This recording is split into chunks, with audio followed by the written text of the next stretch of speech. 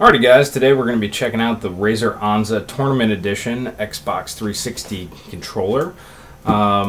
Since we're going to be partnering with ECX, East Coast Extreme Gaming tournaments here soon, figured this would be a good idea to get reviewed. A lot of the guys out there are probably going to be using this.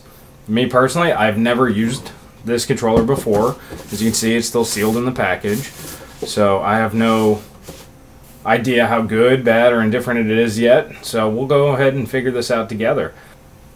Obviously, one of the big differences is the Onza is wired only, so it has to be done through USB, which is probably better for gamers because there's going to be zero lag, or very minimal at the very least. Even though I've never had a problem with a standard Xbox 360 wireless controller as far as lag goes, but who knows, there's probably a little bit there, and every little edge you can get against your opponents is obviously good.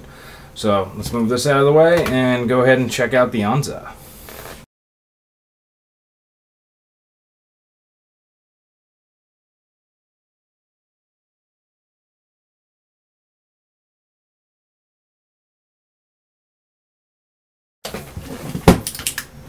Alrighty guys, so here she is. Thus far, I can already tell everything feels slightly more responsive. Up in the top here we have two shoulder buttons, which, as I said, I've never used one of these before, so we'll figure out what those are all about here soon. You have elongated triggers here, so I guess that makes it easier for getting your shot off. On the thumbsticks here, they are adjustable.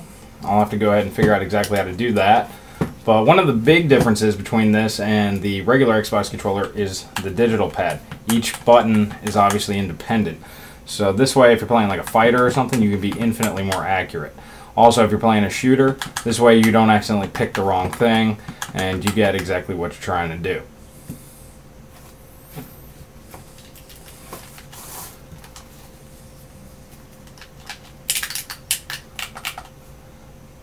Alright, other than that, the grip feels almost the same, but it feels a little bit sturdier, just a little bit more contoured towards your hand there, and everything else feels okay.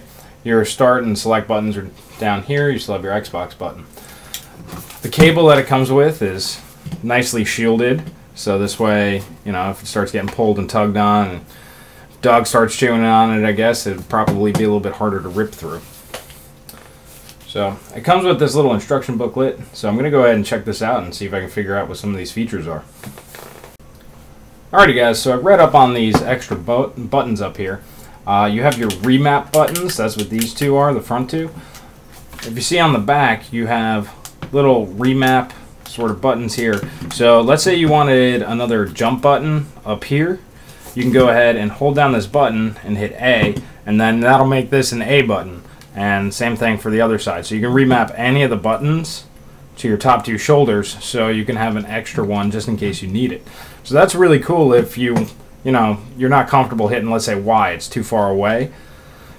You can go ahead and just remap this to be the Y button, or this one, so it's just easier for you to hit. So that's actually really neat. Alright, and then you can go ahead and twist these little knobs on here to either make it harder to move, give it more torque there, or you can go ahead and make it a little bit more loose just by twisting left and right.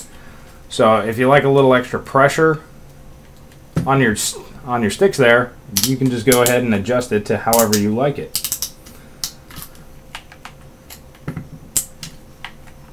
Me personally, I like it kind of loose, but not as loose as this gets. So I'm actually going to tighten them up a little bit, and too much. And there we go. So it clicks just enough so you know exactly where you are. You know how many clicks you're in, and you can easily go ahead and change it. There we go. I like a little bit of resistance, but not much. I like it pretty loose. Basically, that's it for the functionality of this and the buttons. So I'm going to go ahead and play with it for a little bit and let you guys know exactly how it holds up next to your standard Xbox controller. Alrighty guys, so after playing with the Onza for a bit, went ahead and got a feel for it. Something else that I didn't know is the buttons there, they glow when it's plugged in, so that's pretty cool. I found out that the Onza will take a little bit of getting used to. Because if you're used to using a regular Xbox controller, this is definitely a little bit different. First off, you might accidentally keep hitting these front bumpers. And I also kept hitting the back bumper on accident because they're really close to the trigger. So you see how I'm like right on it right here? So if I accidentally push down a little bit too much on that part of my finger, I will hit it. So that's really my major gripe with this, is a little bit more space between the trigger. You know, maybe lower that a little bit or something. And the back bumper there, that would actually be a good idea. But other than that, you do get used to it pretty quick. The cool thing is about tightening and adding resistance on the sticks here is you can go ahead and up the sensitivity in your game and you'll still get the same accuracy. So you can make your guy quicker and be more accurate. I started off playing Halo. I was doing a SWAT match, or a couple of SWAT matches, and I was pinpoint with this thing, even at a higher sensitivity rating. So that was pretty nice. That was pretty beneficial. I didn't notice that I was doing too much better than I usually do, but it's not the controller, it's the player, right? So the next game that I went ahead and started trying out was Crysis 2. And because I was used to Halo, you know, this was reload and this was run in Halo, it was a little weird adjusting because there are two different control schemes on the controller. But with the front programmable bumpers, I was able to go ahead and change that. So I made this reload and I made this run. So it was really easy for me to transition from both games. Of course, you know, I'm still pretty used to using these, but it's kind of nice to have a backup just in case. So it makes switching between games a little bit easier on people. So that's pretty much it for the Razer Onza Xbox controller. It's really good. It's priced pretty affordably. It's the same price as a regular Xbox controller. I'd go ahead and say pick this up if you're going to be switching between Halo and a couple of other shooters like Call of Duty, because the buttons are so different.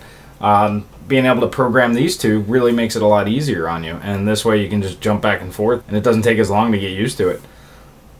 The D-pad here, that was actually really helpful, especially in Crysis where you change modes a lot. I didn't screw up. Whenever I hit the button, I got exactly what I wanted, so that was really cool. Overall, I'd say this is a really good controller, and it's definitely worth the price. Go ahead and check it out for yourself, guys. This one's definitely worth it.